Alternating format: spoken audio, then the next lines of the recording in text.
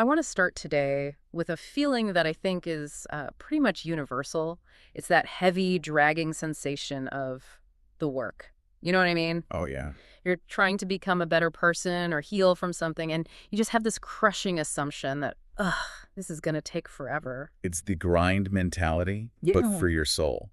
We treat our peace of mind like it's a PhD program. You have to put in the years, suffer, and then maybe you earn the right to be happy. Exactly. The 10,000-hour rule for your own sanity. But today we are diving into some material that basically takes that whole timeline, crumples it up, and just tosses it. It really does. We're looking at A Course in Miracles. And look, full disclaimer right up front.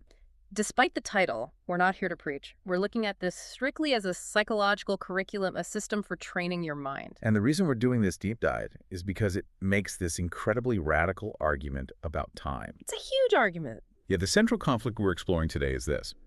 We see healing as a process, right? A long linear timeline.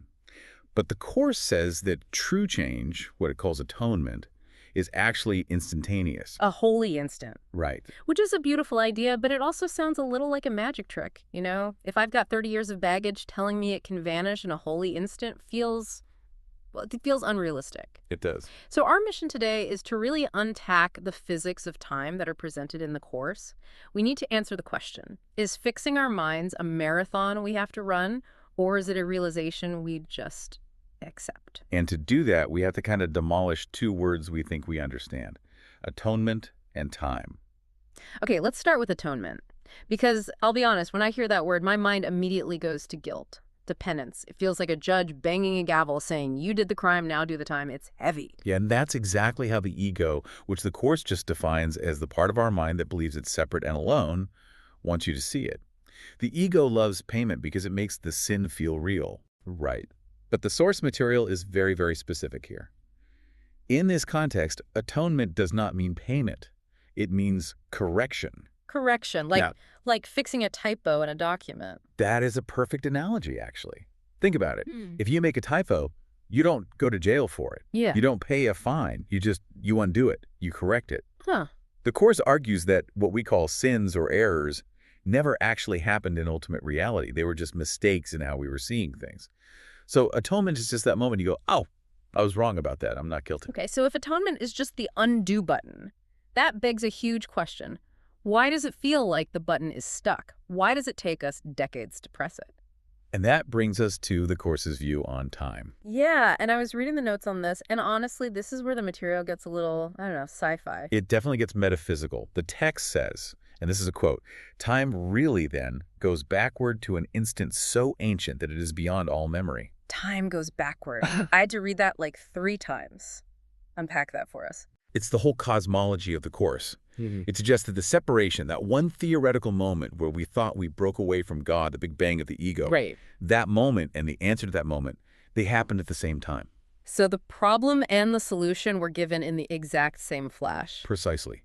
In the reality the Course describes, the fire started and the fire department put it out at the exact same instant. It's already over. Wow. But we, in our current perception, are just watching a slow-motion replay of the fire. Where? We are reliving a memory of a journey that's actually already finished. That's a lot to take in. It's like we're sitting in a movie theater, gripping the armrest, sweating over the plot, but the movie was filmed 50 years ago. The script is done. The actors went home. We're just getting traumatized by the projection. That's the core analogy. Yeah. And that's why the text says, this instant is the only time there is. The past is just a memory we're dragging forward. The future is just a projection. The only real place where you can actually make a choice is now. Okay, but I have to push back here because this is where the paradox hits me. The book is called A Course. It has a workbook with 365 lessons. That implies a year-long process. It implies steps. Right, a timeline. Yeah. If it's all instant and the movie's over, why do I need a year of training? Why can't I just walk out of the theater? And that paradox is completely intentional. The Course basically says, yes, the truth is instant, but our resistance to the truth is incredibly durable. We've built these thick walls. So the whole function of the teacher of God, or just the student practicing this, is to save time. To save time. So the goal isn't to learn new things, but to just collapse the timeline. Exactly. It's presented as a massive shortcut. The text is a miracle, which is just a shift in perception from fear to love, can save 1,000 years of time. 1,000 years. That's a bold claim. It is, but think about it. If you rely on your own ego to work through a grievance, a deep betrayal, how long does that take? A lifetime, generations. We pass grudges down. Yeah, we do. A miracle collapses that because it changes the premise. It says you don't need to suffer your way to forgiveness. You can just accept the correction right now. So the delay isn't because the material is hard. It's not that we can't learn it. No, the delay is because we are unwilling. Unwilling. Oof, that stings a little, doesn't it? It puts the responsibility right back on us. The source is pretty blunt about it. It says, the progress of the teacher of God may be slow or rapid. It is only the end that is certain. The variable isn't the truth. It's how long you want to hold on to your list of grievances. It's like we're standing in a prison cell holding the key in our hand, but we refuse to use it because we're too busy analyzing the bars and blaming the guard. That's it. We are obsessed with the problem. The process, the year of lessons, isn't about becoming holy. It's about unlearning. It's about removing the blocks, the fear, the guilt that stop you from seeing the holiness that is already there. So you're not building a statue, you're just chipping away the mud to reveal what was underneath the whole time. Okay, let's get into the mechanics. Because chipping away mud is a great metaphor, but I want to know what this looks like on a Tuesday afternoon when I'm stressed and my inbox is exploding. How do we trigger this holy instant? And, practically, how long is it? The Course asks that exact question, how long is an instant? And the answer it gives is fascinatingly vague, but also really specific. It says, as long as it takes to reestablish perfect sanity. Perfect sanity, no pressure there. Right, but in this context, sanity just means choosing love over fear. It takes as long as it takes you to exchange one thought of attack for one thought of peace. It could be a split second. Okay. The moment you look at someone you can't stand, a political rival, an annoying coworker, and instead of seeing an enemy, you just decide to see a brother. That's the holy It's instant. a switch. That is atonement. You've collapsed all the time it would have taken to get over it by realizing there was nothing to get over in the first place. And this all hinges on forgiveness.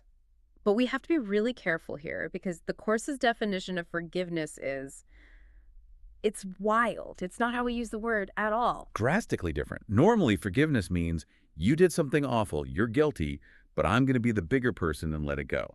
It's hierarchical. Right. I grant you a pardon, peasant. It keeps the sin real. It keeps him in the wrong box and me in the righteous box. Exactly. It reinforces the whole separation. The Course says healing and atonement are not related. They are identical. To forgive is to heal. But here, forgiveness means recognizing that what you think they did to you is just your ego's interpretation. So you're forgiving your perception of them. Yes, you're not forgiving them for a reality. That is a very hard pill to swallow if someone has genuinely hurt you. It is the hardest pill. Yeah. But the argument is that if you hold on to the idea that you were attacked, you are keeping yourself in the role of a victim. You're chaining yourself to the past. True forgiveness is realizing, I am innocent, and so are they. We're just caught in a script of fear. So if I'm forgiving you, what I'm actually doing is releasing myself from the belief that I can be damaged. And that collapses time. Because if your core self is untouched, you don't need years to recover.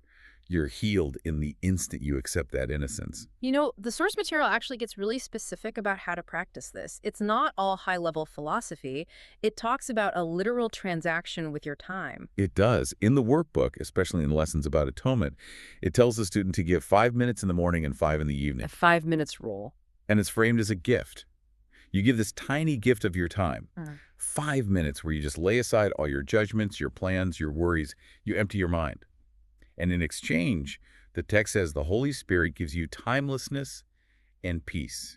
That's a pretty good return on investment. 5 minutes for timelessness. The text literally calls it a bargain you cannot lose. It says something like, you can exchange a little of your time for peace of mind. And since time has no meaning, you're being asked for nothing in return for everything. But here's the skepticism kicking back in. And I think it's healthy skepticism.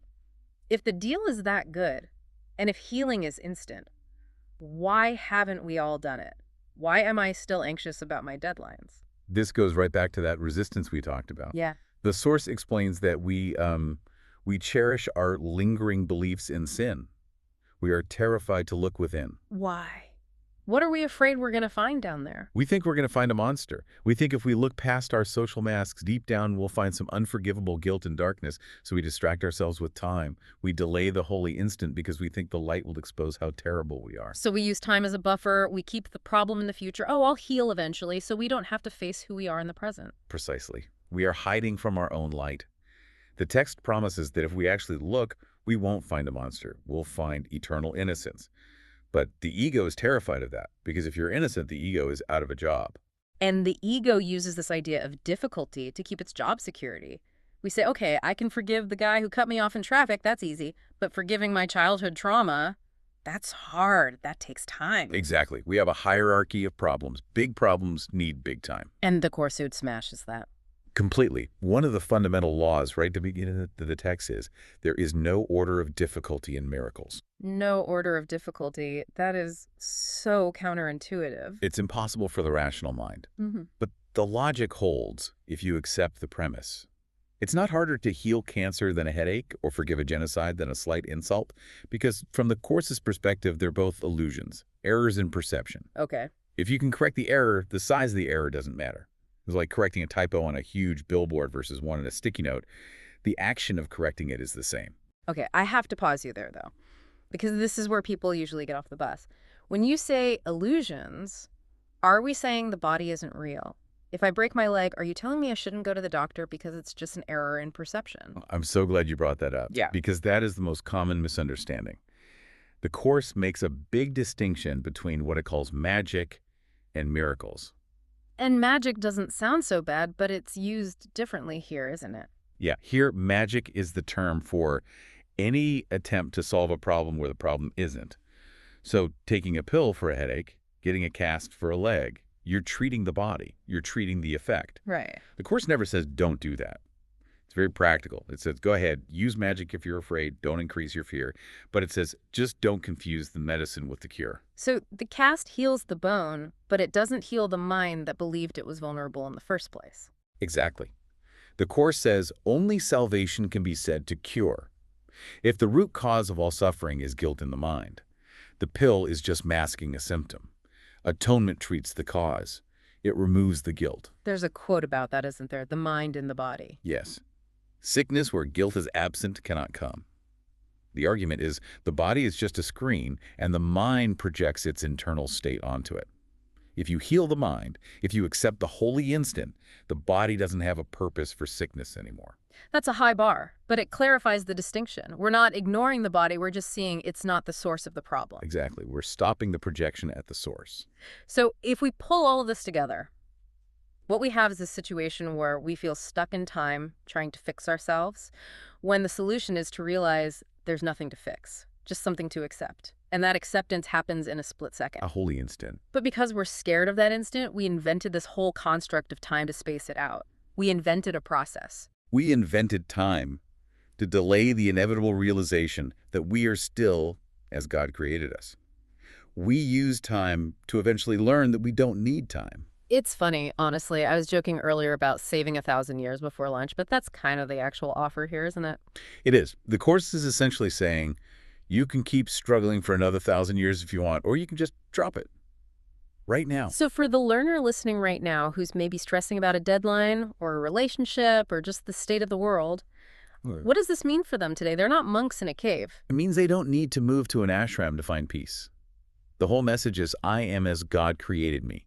It means the peace you're looking for isn't at the end of some 5-year plan. It's not contingent on fixing the marriage or getting the promotion. It's available now. It's available in this space between two thoughts. It's available right now. You don't have to earn it. You just have to stop pushing it away. And you practice that just by looking at whatever is stressing you out and asking, can I see this differently? Can I offer this moment to the holy instant? 5 minutes. A bargain that you cannot lose. I love that. Before we wrap up, I want to leave everyone with a final thought that really stuck with me from the source material. It's a bit of a brain teaser. What's that? If the past is gone and the future hasn't happened and atonement is this holy instant that's always available now, is it possible that you are already healed, already perfect, already safe, and you just haven't noticed it yet? That is the ultimate question. Yeah. And the Course would say, yes, you're just in the process of waking up to it. Something to think about while you're sitting in traffic. Thanks for diving deep with us. Always a pleasure. See you in the next instant.